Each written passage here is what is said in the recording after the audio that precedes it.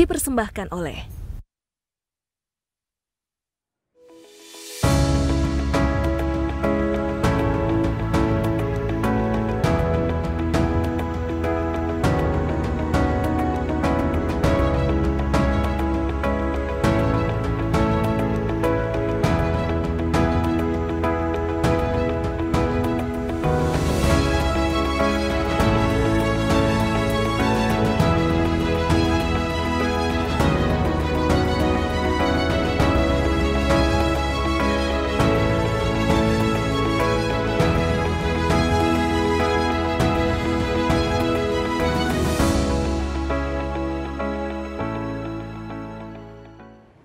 Pemirsa, saya Rati Aulia kembali menyapa Anda di program BUMN Menjawab. Tema kita kali ini adalah BUMN dan tantangan ke depannya. Kita akan membahas bagaimana sejarah dari lahirnya Kementerian BUMN, tantangan yang dihadapi, dan strategi dalam mengembangkan perusahaan BUMN.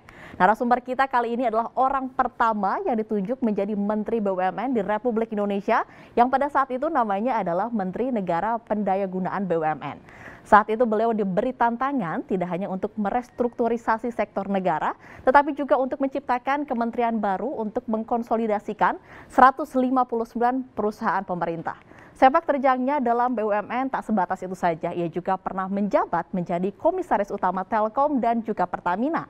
Beliau juga mendapatkan penghargaan Lifetime Achievement Award for Leadership in Public Services dari World Chinese Economic Summit, serta Lifetime Achievement Award for Leadership in Management dari Universitas Indonesia. Dan saat ini beliau juga menjabat sebagai Komisaris Utama PT Bio Farma Persero. Dan langsung saja kita sapa narasumber kita pada hari ini, Bapak Tandri Abeng. Halo Pak Tandri, selamat datang di BUMN Menjawab, apa kabar? Baik, terima kasih Mbak Rati. Senang berada di tempat ini. Senang sekali bisa berbincang dengan Pak Tandri. Nanti kita akan bahas kulik lebih dalam bagaimana perkembangan Kementerian BUMN dan juga perusahaan-perusahaan BUMN ya Pak Tandri ya. Baik. Baik, dan izinkan saya juga menyapa yang telah hadir secara virtual, pimpinan redaksi TV Jaringan JPM. Dan saya ingin juga menyapa teman-teman dari Jawa Pos Jaringan Media Nusantara. Terima kasih sudah bergabung menyaksikan BUMN Menjawab. Acara ini berlangsung dengan menerapkan protokol kesehatan, penanganan COVID-19, dan program ini merupakan kerjasama JPM TV dan BUMN Track. Dan langsung saja kita berbincang dengan Bapak Tandri Abeng. Pak Tandri, di awal perbincangan Bapak boleh bercerita saat itu di mana Bapak ditunjuk oleh Presiden Soeharto ya menjadi Menteri BUMN yang pertama di Republik Indonesia, ya, di mana saya itu membangun Kementerian BUMN. Seperti apa Pak? Wah, ini rasanya seru, kita kan cukup jauh nih, jadi protokolnya bisa masuk. Silakan Nah, Pak. Mbak Rati, jadi begini, krisis ya, krisis ya, ingat ada krisis. Pada bulan Januari 1998, rupiah kita sudah anjlok ke level 10.000 per dolar dari 2.400 sebelumnya. Jadi itu kan berarti rupiah kita sisa nilainya seperempat gitu ya. Nah, pada waktu yang bersamaan, bank-bank pemerintah dan bank swasta pun tidak bisa buka LC lagi karena anjloknya nilai rupiah kita. Nah, pada waktu yang bersamaan pula, inflasi kita meningkat. Keadaan fiskal kita payah sekali, artinya ada defisit yang perlu ditutup oleh pinjaman. Nah, maka IMF datang ke Indonesia. Saya ingat pada tanggal 10 Januari 98, Presiden Soeharto dan Kamdensu dari IMF menandatangani nota kesepakatan antara lain bahwa IMF akan memberi pinjaman kepada Indonesia 43 miliar dolar untuk mengatasi kekurangan pendanaan sebagai akibat daripada krisis itu. Nah, Pak Harto setelah keluar dari penandatanganan itu, saya sendiri melihat di televisi. Beliau mengatakan, saudara-saudara setanah air jangan khawatir dengan utang, kita punya banyak BUMN. Tapi beliau tidak menjelaskan korelasi antara BUMN dengan utang itu. Nah, 3 hari kemudian saya dipanggil oleh Pak Harto ke Binagraha. Percakapan saya dengan beliau adalah sebagai berikut. Saya memang menandatangani utang, tapi saya mau bayar utang itu dari BUMN saya yang 159 ini. Tapi masalahnya dia bilang nilai BUMN ini terlalu rendah karena profitabilitasnya rendah, karena 100 dari 159 itu tidak sehat. Apalagi karena krisis. Karena krisis itu maka Garuda sudah bangkrut, seluruh bank-bank pemerintah kita juga sudah bangkrut. Jadi dia bilang bagaimana caranya sih saya bisa meningkatkan nilai BUMN ini agar setelah nilainya tinggi saya jual sebahagian, hasil penjualan itu saya bayar itu utang. Nah itu Pak Harto mengatakan begitu. Harapannya sangat besar sekali kepada Bapak sampai menyebutkan tenang saja kita masih punya 159 perusahaan BUMN. Kemudian langkah apa yang Bapak ambil saat itu? Nah jadi kemudian saya bilang saya pelajari dulu Bapak Presiden. Setelah 3 minggu saya kembali lagi kepada Bapak Presiden mengatakan begini Bapak Presiden. 159 ini berada di 17 kementerian teknis. Karena dia berada di kementerian teknis, maka dikelola secara birokratis. Karena dikelola secara birokratis, maka dia tidak efisien dan tidak komersial, sehingga tidak bisa menciptakan nilai. Lalu dia bilang, jadi bagaimana? Saya bilang, saya usulkan 159 ini dikeluarkan atau diambil dari 17 kementerian ini, dan dimasukkan ke dalam apa yang saya namakan National Holding Company atau Super Holding. Saya namakan pada waktu itu Indonesia Incorporated ya. Jadi dia keluar dari birokrasi masuk ke struktur korporasi yang saya namakan Indonesia Incorporated ya. Nah di bawah holding ini nanti ada sektoral holding begitu ya. Dengan demikian maka pengelolaannya itu akan menjadi efisien, berpola korporasi, dan dengan demikian nilainya akan bisa ditingkatkan. Setelah nilainya itu sudah ditingkatkan, barulah kita bisa melakukan penjualan atau privatisasi. Dan itu membutuhkan apa yang saya namakan restrukturisasi. Maka saya mengatakan kepada Pak Harto bahwa Bapak Presiden mau bayar utang melalui privatisasi. Sebelum privatisasi dulu, bikin dia untung. Untuk membuat dia untung, lakukan restrukturisasi, dan itulah holdingisasi itu kan sebenarnya intinya itu. Jadi Pak Harto menerima saran saya, cuma yang berbeda adalah bahwa pada saat pengumuman Kabinet Pembangunan 7, nama saya disebut Tan Ria Beng, Menteri Negara Pendayagunaan BUMN. Jadilah saya menteri. Padahal saya tidak pernah bermimpi menjadi menteri. Akhirnya saya tambahkan ya. Saya besoknya ke Pak Harto. Saya bilang, Bapak Presiden, saya mengusulkan National Holding Company. Kenapa saya jadi menteri, Pak? Nah, itu yang menarik jawaban Pak Harto. Beliau mengatakan begini, kalau kau tidak memiliki kedudukan politik sebagai menteri, kau tidak punya power untuk mengambil alih 159 BUMN di 17 menteri itu, maka kau harus jadi menteri. Itu jawabannya beliau. Baik, jadi Bapak ditunjuk waktu itu diharapkan dengan adanya BUMN, menurut Bapak kita harus privatisasi dulu, menjadikan untung dulu, baru kita bisa membayar hutang saat itu. Dari kacamata Pak Tan Ria Beng saat ini, bagaimana perkembangan BUMN sendiri dari zaman dulu tentunya saat Bapak menjabat hingga saat ini sudah 22 tahun bergulir? 22 tahun. Jadi memang terus terang saja IMF terus menekan saya sebagai Menteri BUMN supaya BUMN ini saya cepat-cepat saja jual. Itu namanya fast track privatization. Saya tetap bertahan, saya tidak mau. Saya bilang saya harus melakukan konsolidasi, restrukturisasi, profitisasi dulu. Tetapi kebetulan sekali bahwa konsep-konsep saya itu menghasilkan profit. Bahkan tahun pertama keuntungan kita naik 95%. Dan kita juga jual melalui konsesi. Tidak kita jual putus. Misalnya di Pelabuhan 2 dan Pelabuhan 3. Sehingga kita dapat dolar masuk. Nah, IMF sudah happy dengan itu. Nah, jadi apa yang saya lakukan pada waktu itu adalah melakukan yang saya namakan fast track profitisasi, bukan privatisasi ya. Profitisasi. Apa itu? Garuda yang rugi sudah 7 tahun, kita turn around dalam jangka waktu 6 bulan. Bank Mandiri yang sekarang Mandiri itu dari 4 bank yang juga sudah bangkrut, Bank Bumidaya, BDN, Bapindo, sama Exim, itu kita merger menjadi Bank Mandiri.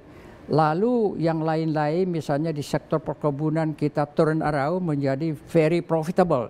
Nah, langkah-langkah ini adalah langkah-langkah yang menyangkut apa yang saya namakan restrukturisasi, sehingga terjadilah profitisasi. Kemudian apakah Bapak menyesal menjadi Menteri BUMN saat itu?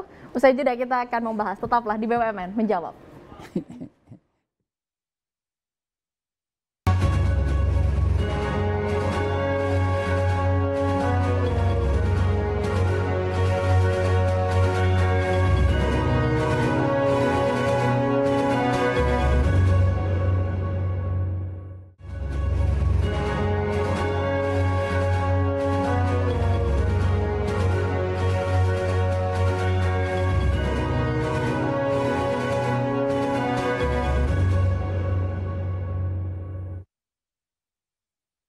Dipersembahkan oleh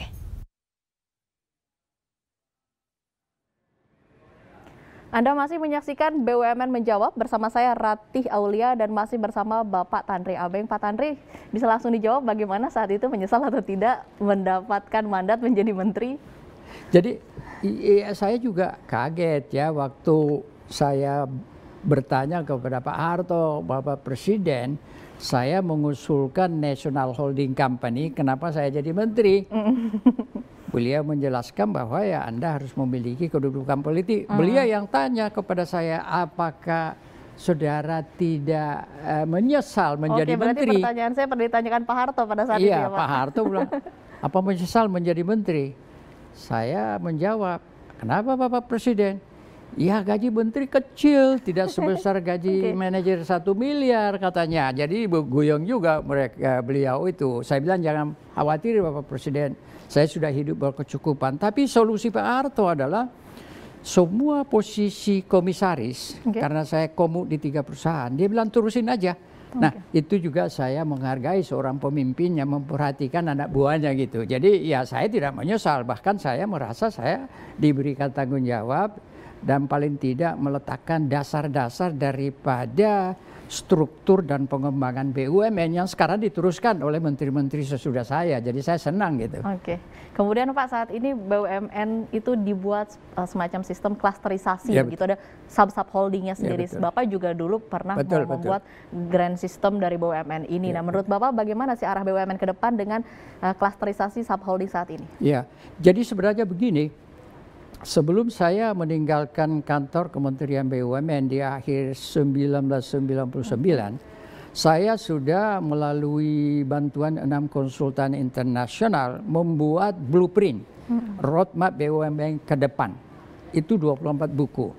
Itu sudah dipetakan bahwa dari 159 itu nanti akan ada yang berdiri sendiri, ada yang di merger, ada yang di holding gitu ya. Sudah ada roadmapnya itu ya.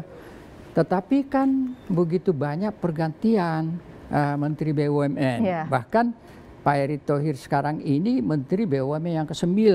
Sehingga tidak mampu melakukan pembenahan-pembenahan itu karena terlalu cepat pergantian. Belum lagi di BUMN itu sendiri terlalu sering terjadi pergantian, jadi stabilitinya kurang terjaga gitu ya. Nah ini yang harus diperhatikan. Nah apa yang terjadi adalah di era Ibu Rini dia 5 tahun, nah itu lebih stabil ya. Apa yang terjadi sekarang dengan Menteri BUMN Pak Erick Thohir, dia mengelompokkan dalam 12 klaster. Sebenarnya itu hampir identik dengan holdingisasi sektoral yang saya lakukan. Mirip berarti rencananya Pak? Mirip, sangat mirip ya. Nah, saya hanya membuat 10 klaster atau sektoral holding. Saat itu 10, sekarang 12 kan ya Pak ya? Sekarang 12 ya. Tapi kan jelas, sebelum Pak Erick Thohir itu nggak jelas petanya.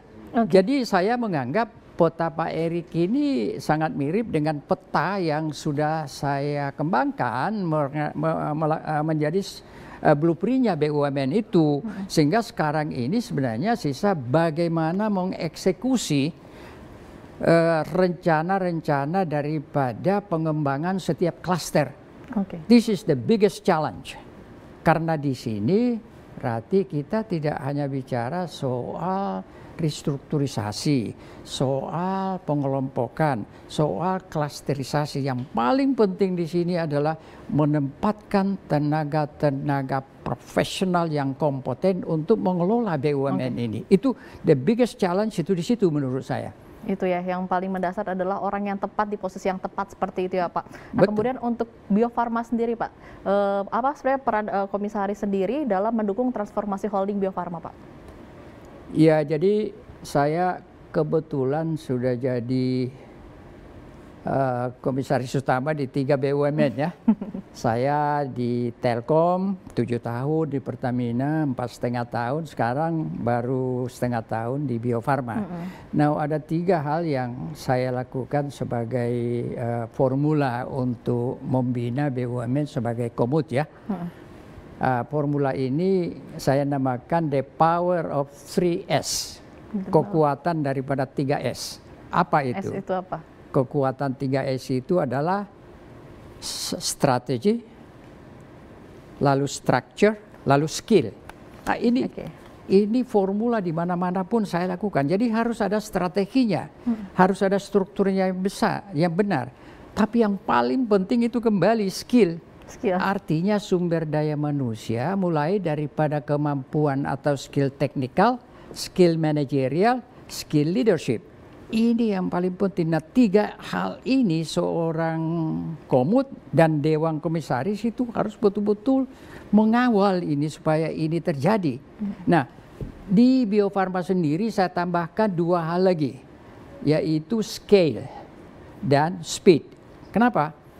Karena Bio Farma misalnya itu sudah mendunia, tetapi skalanya terlalu kecil sehingga dia tidak memiliki power. Nah, sekarang bagaimana di Bio Farma itu kita bisa membangun scale? Strategi pertumbuhan Bio Farma harus bertumpu kepada pengembangan partnership yang saya namakan aliansi strategis. Kita bisa bermitra dengan pelaku-pelaku ekonomi yang sama di mancanegara sehingga kita bisa mendapatkan teknologinya, dapatkan dananya, dapatkan best practice of management sehingga teman-teman di Bio Farma itu bisa belajar. Dengan demikian, maka Bio Farma bisa tumbuh dan berkembang secara berskala. Nah, tapi masih ada lagi satu hal yang namanya speed. Ini kan tidak bisa kita dalam bisnis itu tenang-tenang saja. Dalam 1 hari harus ada keputusan. Saya berapa bulan lalu itu kecewa misalnya di salah satu anak perusahaan Bio Farma untuk menandatangani nota kesepakatan saja, atau bukan nota kesepakatan, NDO saja, masa harus 1 bulan? Harusnya 2 hari, 1 hari selesai. Akhirnya kita kehilangan peluang. Nah, ini speed ini penting sekali. Dari mana speed itu? Speed itu datang daripada gregetan daripada CEO masing-masing BUMN itu. Maka kunci daripada BUMN yang sudah di holding itu adalah selain daripada kompetensi dan kredibilitas daripada dirut di holding, maka dirut di anak-anak perusahaan itu juga harus betul-betul memiliki kompetensi itu supaya dia berjalan secara berkesinambungan dan sejalan dengan arahan daripada kementerian sebagai RUPS, lalu direktur holding, dirut holding, baru dirut anak-anak perusahaan. Jadi speed ini penting. Speed skill penting ya Pak? Iya, jadi ada 3 yang utama, yaitu strategi, structure, skill, tapi ditambah 2 lagi yaitu scale. Kenapa kita belum menjadi pemain global BUMN kita? Kita nggak punya skala. Oke, baik. We don't have the scale. Baik, We don't have the speed. Selanjutnya kita akan bahas bagaimana seharusnya sistem pengawasan di BUMN agar tidak terjadi konflik kepentingan. Usai jeda, tetaplah bersama kami.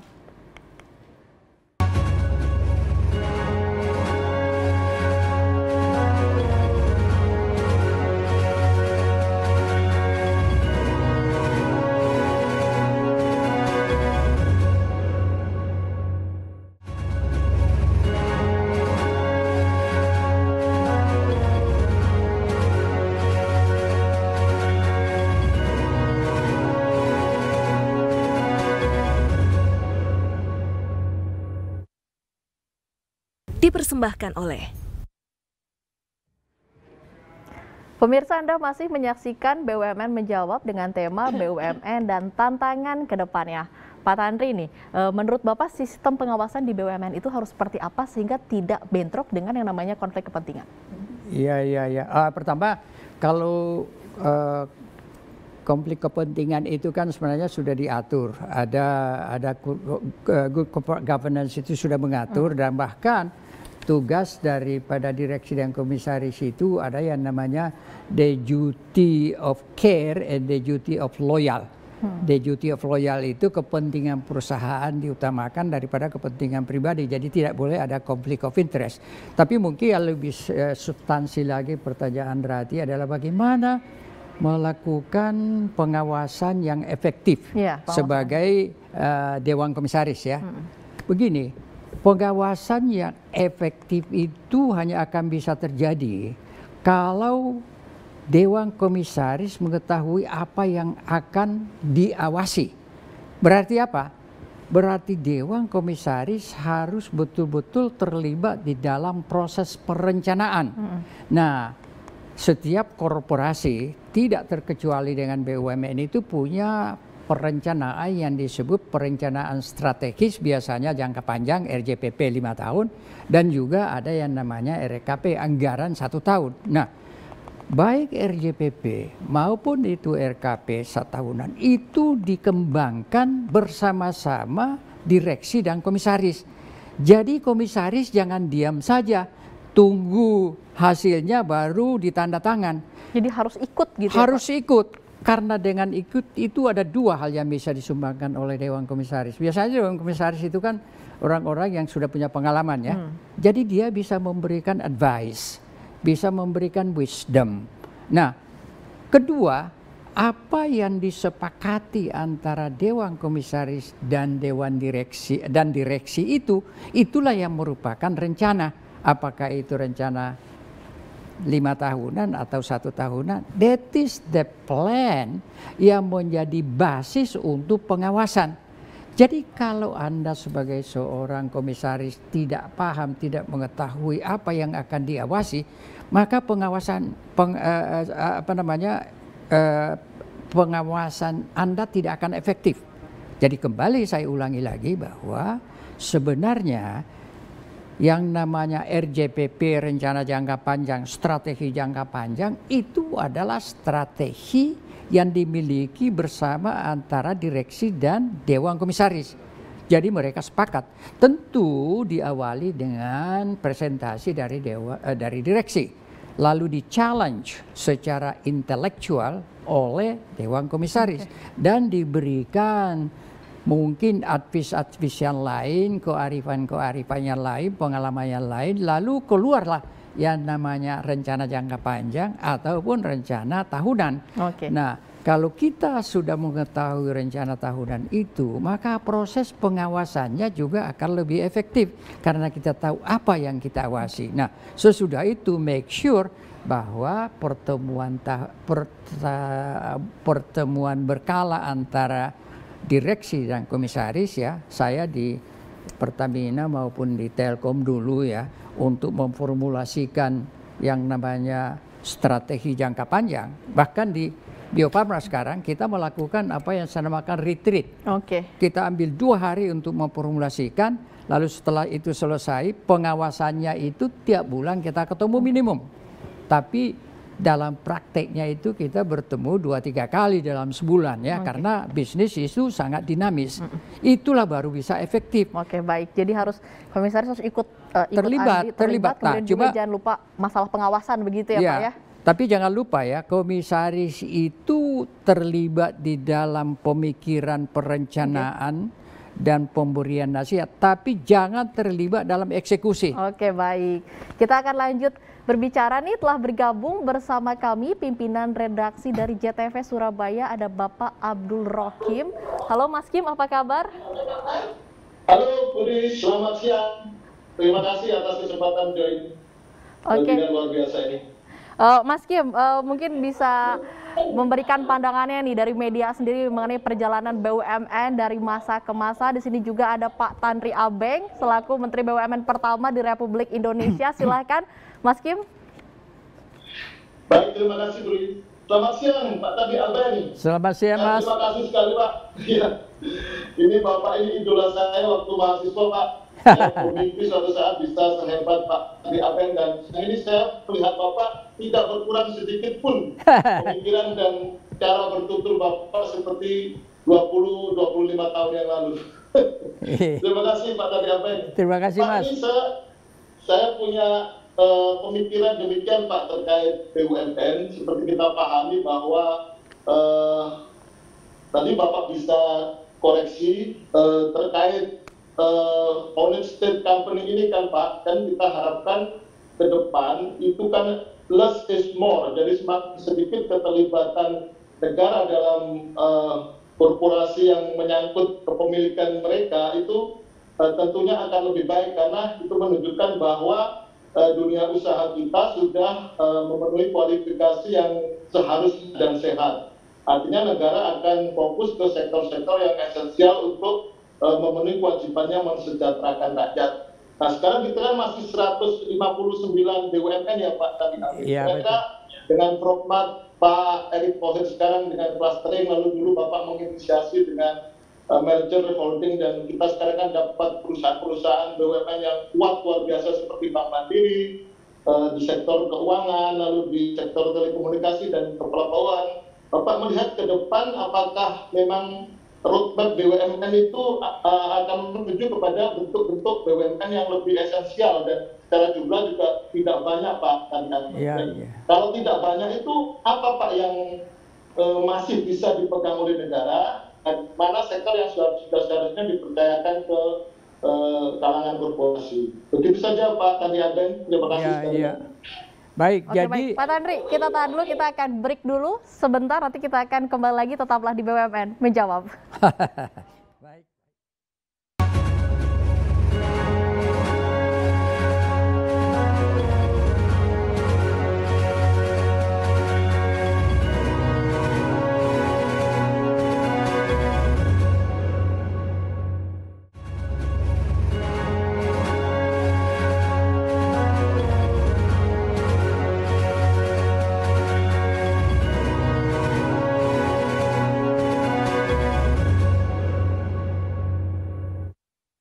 Dipersembahkan oleh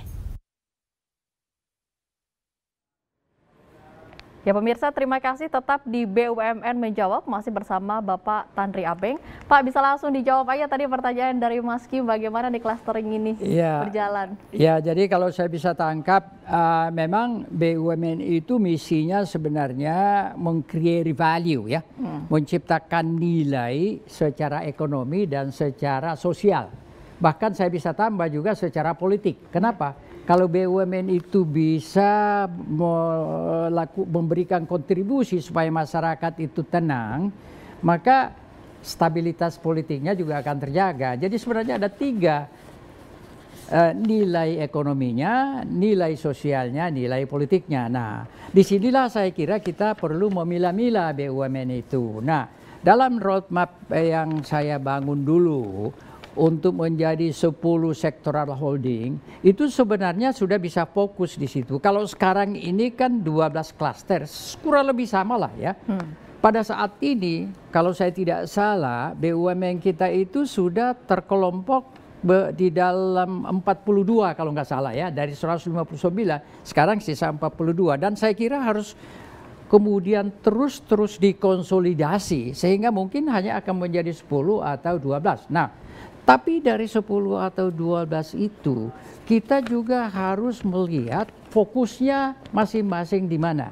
Ada yang fokus betul-betul untuk menghasilkan nilai ekonomi ya.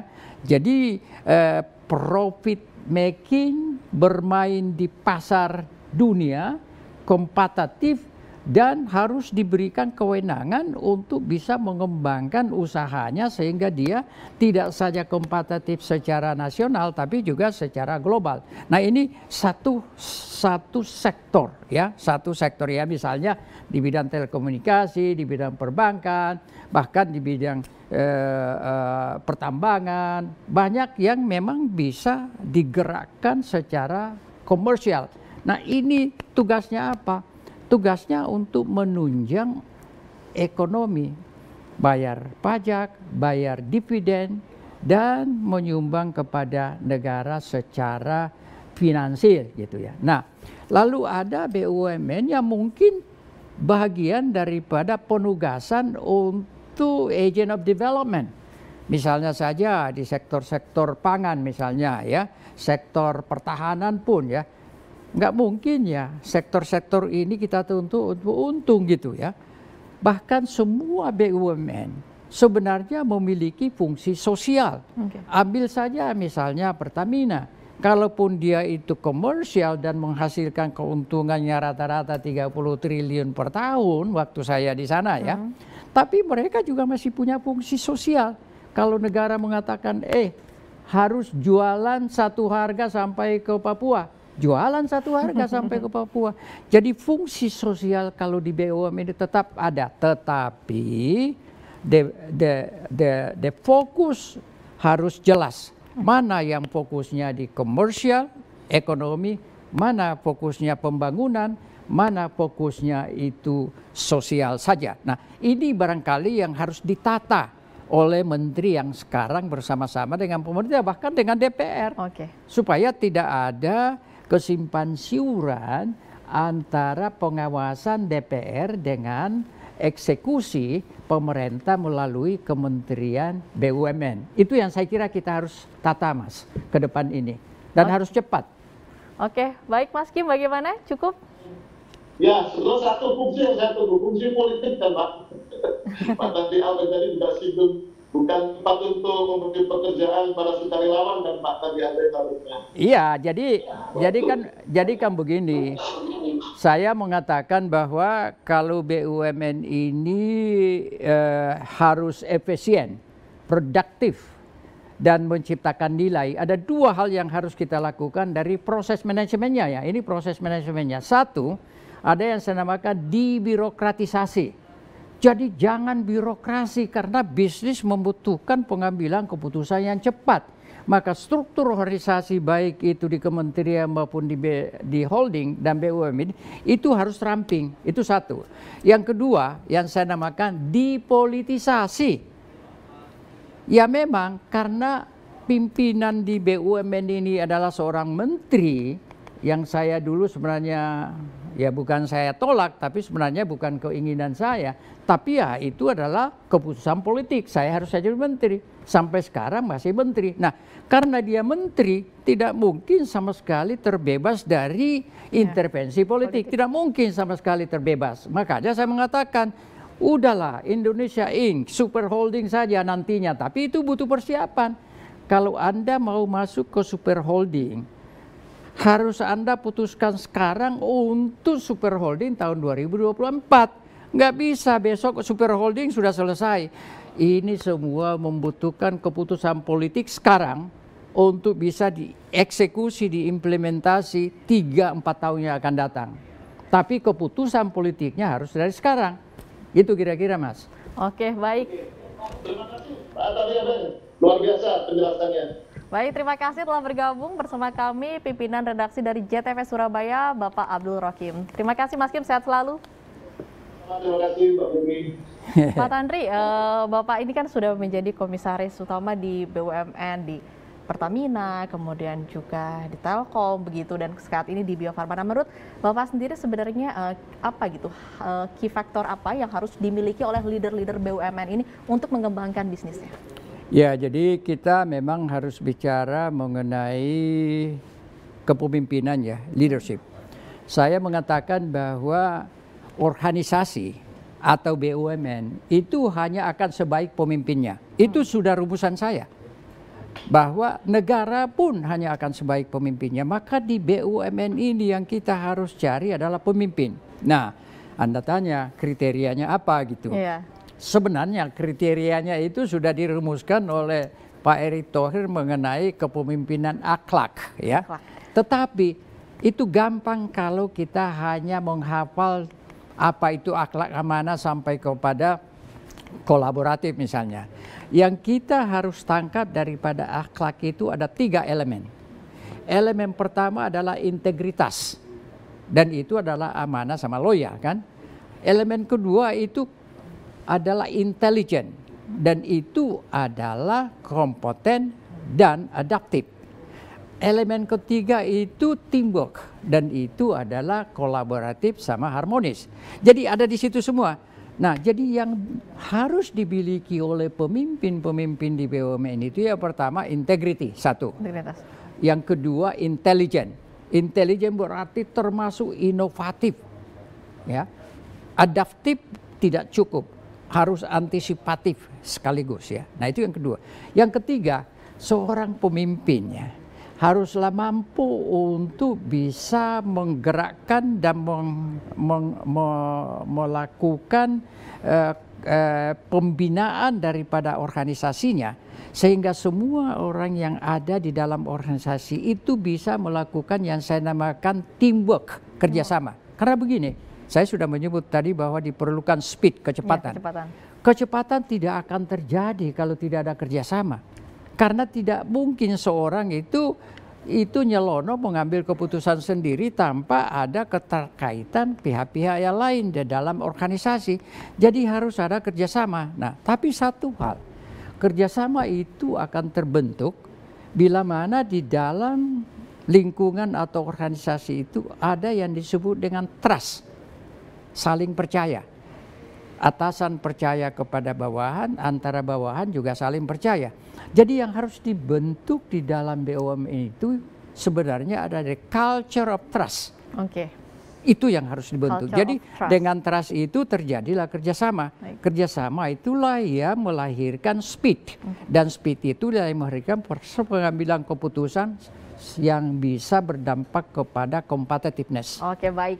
Jangan kemana-mana, usai jeda kita masih akan membahas bagaimana cara agar BUMN bisa menyeimbangkan fungsi komersial dan fungsi sebagai agen pembangunan. Usai jeda, tetaplah bersama kami.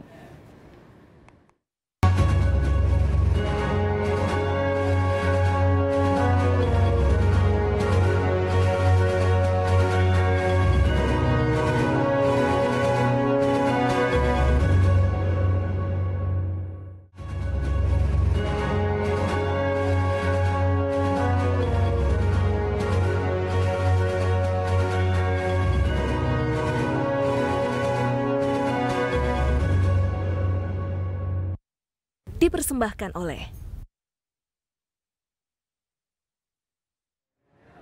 Pemirsa, Anda masih menyaksikan BUMN Menjawab dengan tema BUMN dan tantangan ke depannya masih bersama Pak Tanri. Pak Tanri, ini BUMN ini ada yang mengalami keuntungan besar, tapi ada juga yang mengalami kerugian. Begitu kerugiannya juga besar dan disebut-sebut sudah lama begitu kerugiannya. Ada faktor apa yang menyebabkan perusahaan BUMN ini sulit dibenahi, Pak?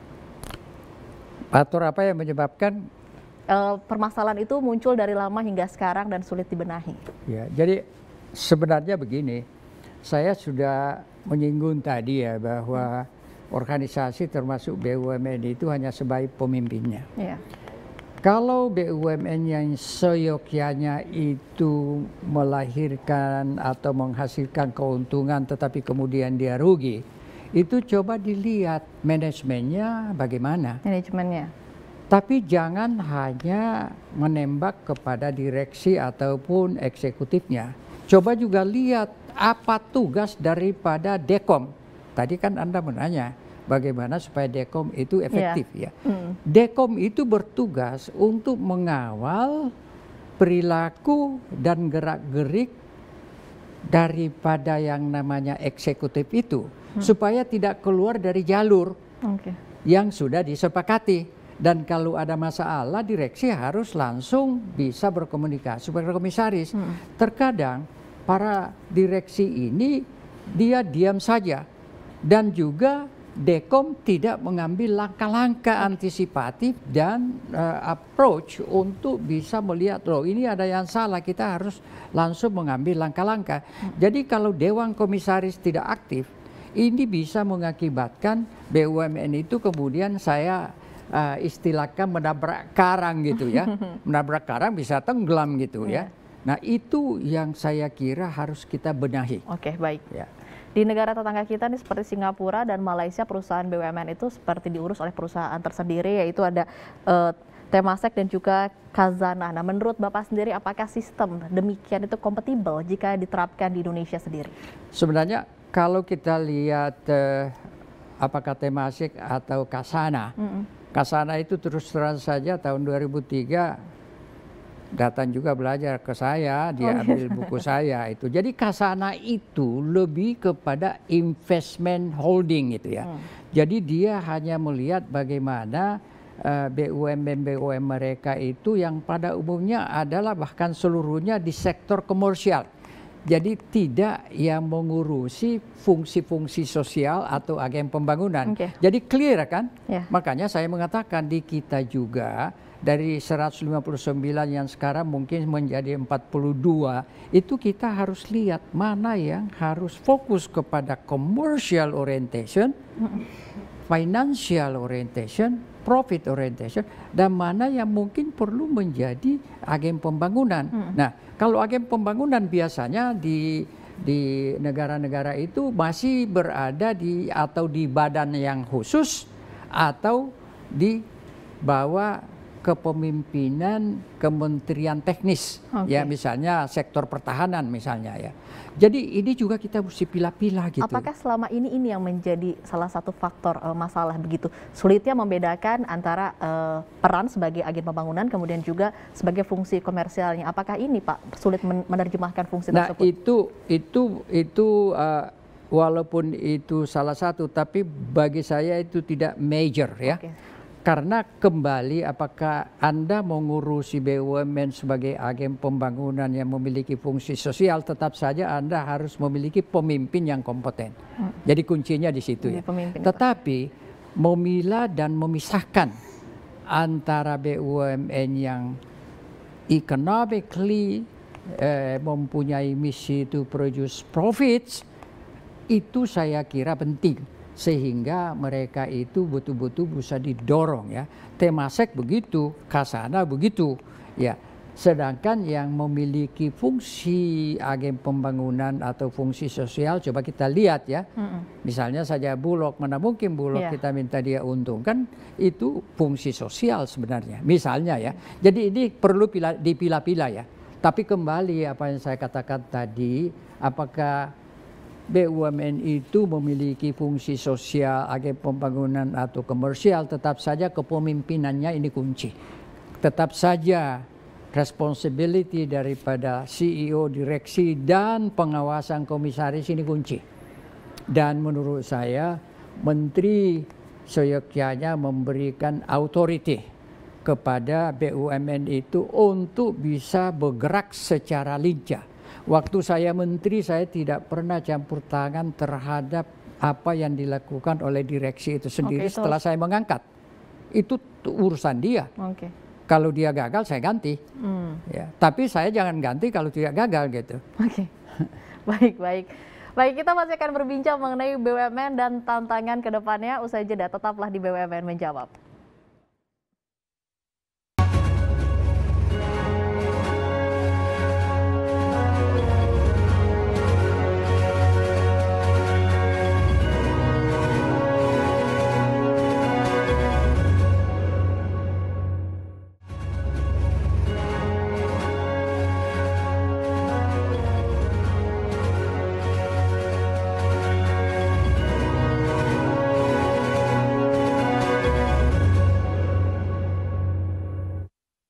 Dipersembahkan oleh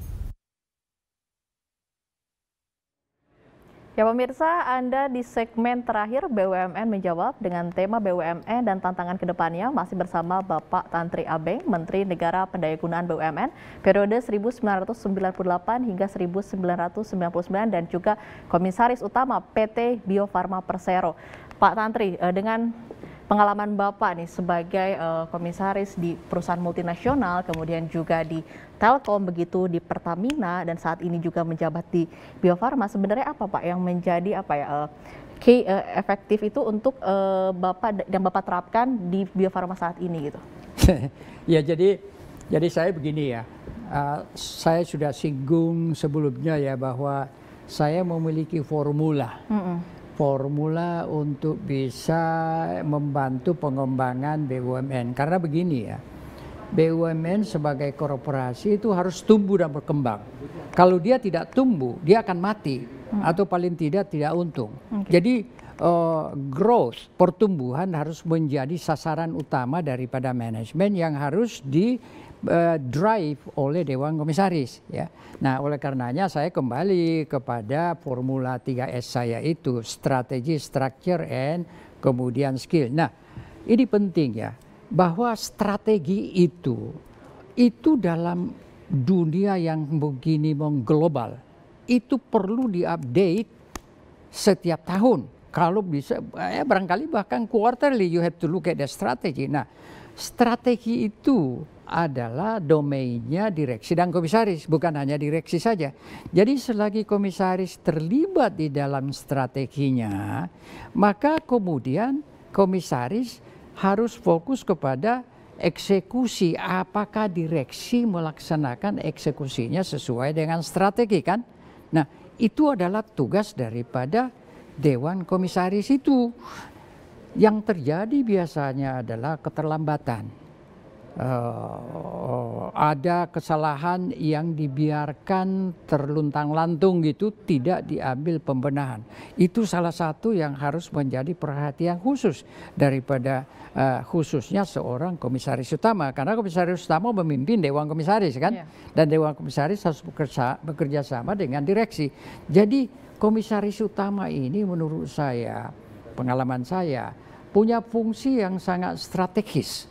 Karena kalau komisaris utama tidak menggerakkan dan memimpin Dewan Komisaris sebagai organ di BUMN itu, maka Dekom itu tidak akan berfungsi secara efektif. Nah, oleh karenanya sesuai dengan pengalaman saya, baik di Telkom, di Pertamina, sekarang saya di Bio Farma. Yang kita lakukan di Bio Farma itu, pertama kali saya masuk kita melakukan retreat. Direksi komisaris kumpul. Kita melihat apa yang kita harus lakukan dari strategi. Bahkan kita menunjuk konsultan yang terbaik untuk membantu kita membangun strategi. Sekarang bagaimana strukturnya itu disepakati atau ditentukan oleh kementerian, RUPS, lalu eksekusinya. Nah, eksekusinya ini juga harus dipantau terus oleh Dewan Komisaris. Kalau ini semua kita lakukan, saya kira target supaya BUMN itu mengalami pertumbuhan sebagai persyaratan untuk bisa hidup terus, itu akan tercapai. Oke, baik. Terakhir Pak, apa harapan dan saran Bapak nih terkait dengan perkembangan dan juga peran BUMN dari masa krisis tahun 98 hingga sekarang terhadap pembangunan bangsa sendiri? Jadi sebenarnya BUMN itu pada saat saya memulai mendirikan kementerian adalah bahwa dia punya purpose atau misi. Misi yang pertama pada waktu itu kan bayar utang. Ya, tapi ya sekarang BUMN ngutang kepada pemerintah. Nah, untuk itu harus diprofitisasinya harus jalan. Dan untuk profitisasi jalan harus ada restrukturisasi satu. Yang kedua, BUMN harus bisa betul-betul memberi dukungan kepada fiskal kita. Berarti APBN kita terbantu. Nah, itu berarti juga profitisasi, ya. Nah, yang ketiga, BUMN ini harus bisa memberikan kontribusi kepada investasi dan penciptaan lapangan kerja. Berarti apa? Dia harus tumbuh. Karena dengan pertumbuhan itu dia akan investasi dan menciptakan lapangan kerja. Dan untuk tumbuh itu tidak perlu harus duit sendiri. Tidak perlu dengan teknologi sendiri, bisa melakukan kerjasama, partnership, dan itu yang kami mulai jajaki di Bio Farma sekarang ini ya, tumbuh bersama dengan partner gitu ya. Nah, yang ketiga, yang keempat ini tidak kurang pentingnya bahwa BUMN itu harus bisa menjadi countervailing power di dalam sistem ekonomi kita ya. Artinya apa? Dia harus bisa mendukung UMKM. Oke. Dan kalau misalnya ada kekuatan ekonomi yang terlalu menonjol, dia harus masuk untuk ambil peranan. Oke. Nah, itu sudah terjadi misalnya yang di sektor pertambangan, kita sudah masuk di Freeport misalnya. Jadi banyak hal yang harus kita lakukan. Yang terakhir, saya sebenarnya mengharapkan supaya BUMN itu perintis untuk go global. Oke. Karena BUMN lah yang mempunyai peluang untuk itu, swasta kurang. Jadi ini yang saya harapkan ya, dari mulai pendirian Kementerian BUMN sampai kepada perjalanannya. Kalaupun saya katakan tadi terlalu sering pergantian Menteri BUMN, mudah-mudahan dengan Menteri BUMN yang sekarang ini yang sudah memetakan klasterisasi dan juga beliau sudah membangun kepemimpinan. Bayangkan saya melakukan 22 tahun yang lalu, sekarang beliau juga sudah mempush itu. Jadi mudah-mudahan apa yang saya harapkan ini bisa terrealisir. Tapi jangan lupa, it is better late than never. Oke, baik. Terima kasih dan demikian kebersamaan kita di program BUMN Menjawab. Terima kasih untuk Bapak Tanri Abeng, Menteri Negara Pendayagunaan BUMN periode 1998 hingga 1999 sekaligus Komisaris Utama PT Bio Farma Persero. Terima kasih Pak. Terima kasih Rati. Salam sehat selalu. Amin. Terima kasih juga untuk para pimpinan redaksi TV Jaringan JPM yang sudah bergabung bersama kami serta teman-teman dari Jawpos Jaringan Media Nusantara. Terima kasih sudah menyaksikan BUMN Menjawab. Acara ini dipersembahkan oleh JPM TV dan BUMN Track. Saya Ratih Aulia undur diri. Terima kasih dan sampai jumpa.